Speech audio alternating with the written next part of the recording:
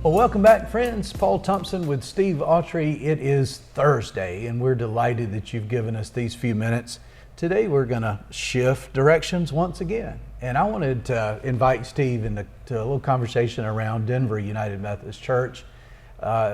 These are times when, boy, it feels like the world is changing, our lives are changing, and we always want to think about, where are we going? There's an old saying that I love: if you don't know where you've been, then you don't really know how to get to where you're going. If you don't know where you're going, any road will get you there. So it's important that I think we do have conversation around what is our vision, how do we see the future of the church. So I turn to Steve and think about the future of Denver United Methodist Church, your future. Tell me what you see for Denver coming down the pike. Well, I want to preface. He has to help me out all the time. I don't know language well. I don't know English good, and I want to start by.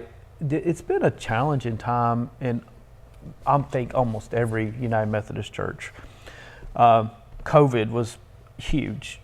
It changed attendance patterns for people. Mm-hmm. We've talked about that betwixt ourselves, that people are still connected to their church in some way, but they may only show up once a month now versus 2 or 3 times a month before COVID. And that's changed. That changes the energy that's in the room when you worship. That changes the dynamic of a lot of things. The other piece, of course, is the ongoing issues within the United Methodist Church. And at Denver, no surprise, to you all, we had a vote. The church voted to stay, but that really caused quite a bit of pain, disruption. It caused, and a number of people chose to leave and go elsewhere over the differences of opinion of whether to stay or go, and that's been very hard. So it's almost like we've had a couple of real body blows in the last few years, almost in quick succession. But despite that, the headwinds and all the turmoil, God's been very faithful, because that's who God is. So how does that look for you guys today, Steve? You feel like you're coming out of that period and stabilizing? I do, in that I think the fallout has been the fallout. Again, our vote's not that far in the past, and we're still trying to figure some things out, but mostly we've got an idea of what's left and where we're going. And what's even more exciting than what is exciting about moving on is that we're seeing new people show up. We're seeing new people come on board and be a part of ministries and to support ministries with their gifts.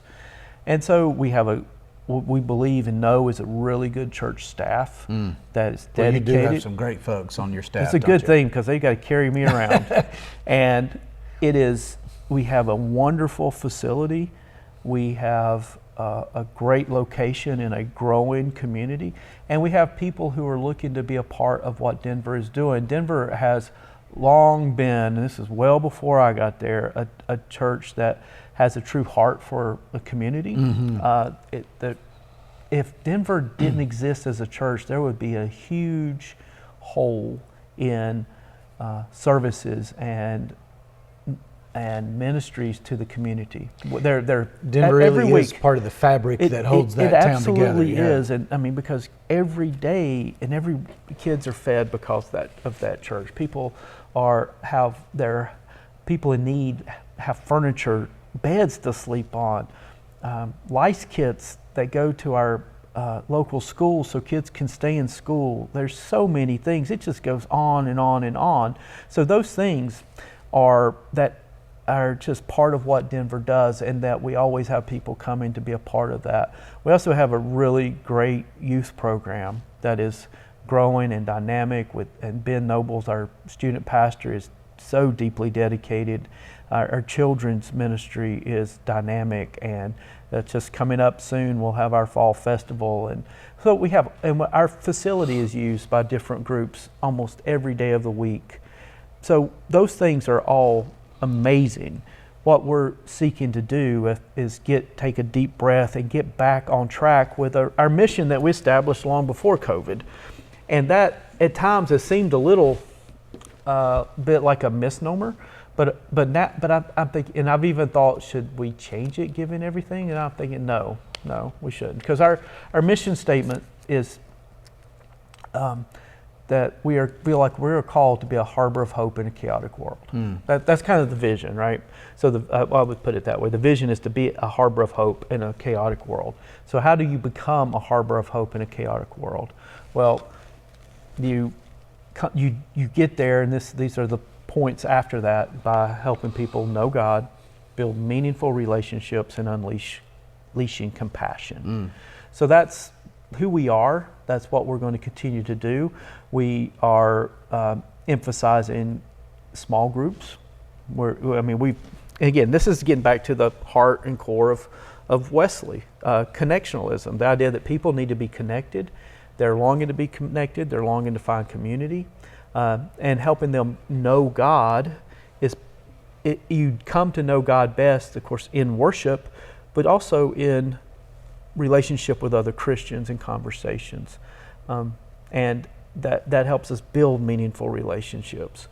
So as you think about where you are, where you've been, and where you're headed, are there plans, ideas, goals, things that you and the church are working on at this time? Yeah, we're shifting governance to a one board model. We're going to simply use the term that had been used previously years ago of church council, and that's going to help us be more nimble. I know you all moved to that structure last year, and so part of that is we're going to do what has to be done. We will make sure the finances are properly checked and audited and kept by all the best practices. We'll make sure the building's maintained. We'll make sure that we have the right job descriptions and structures and practices and staff. But what we're going to, the shift will be from that will be done, but then this group of people will also talk about, okay, so what's next? How do we lead this church into where are we going and how are we getting there? So that's going to set us up to start getting a better understanding from the laity of how and what the dreams of the church are. So what do you think are the strengths of, you mentioned children's ministry, youth ministry and all that, but what is Outreach. It about, why would somebody want to come to Denver United Methodist Church? When they walk through the doors, what is the thing that's probably going to catch their attention? I hope they feel the hospitality of the congregation. I hope they can see the way the congregation serves the community. And I hope they can make a friend. To connect. And also, it does matter that we worship well, that we offer opportunities for people to connect to God. And that's one of those first part of that is knowing God. How do you know God? Well, there's a lot of ways. One of those ways is through worship. And so that they feel and sense a warm, welcoming place where they can connect to God and to each other. So obviously next May comes around, May 2024, there's a general conference on our back door here in Charlotte. I was trying to pretend that wasn't happening. You're going to hope that's not there. I certainly know that our folks will be aware of that. Is there something you want to say kind of preemptively about that? I would just say, don't get too caught up in what may happen, because no one knows. Right. And that I believe God's called Denver to stay focused on what we do. There are things and this is true across the board. There are things there's certainly things the United States government does that I don't always like. I mean, I'd kind of like for them to get a Speaker of the House and be functional. Right. There are things that the state of North Carolina does that I don't always like, but I don't have any control over. With the United Methodist Church, there might be something that they do at General Conference that I may not like. That's happened before, but what I want us to do is focus on who we are in our context.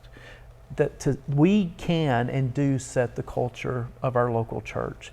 And our local church culture is where we do ministry. We'll address whatever happens at General Conference. We'll talk about it.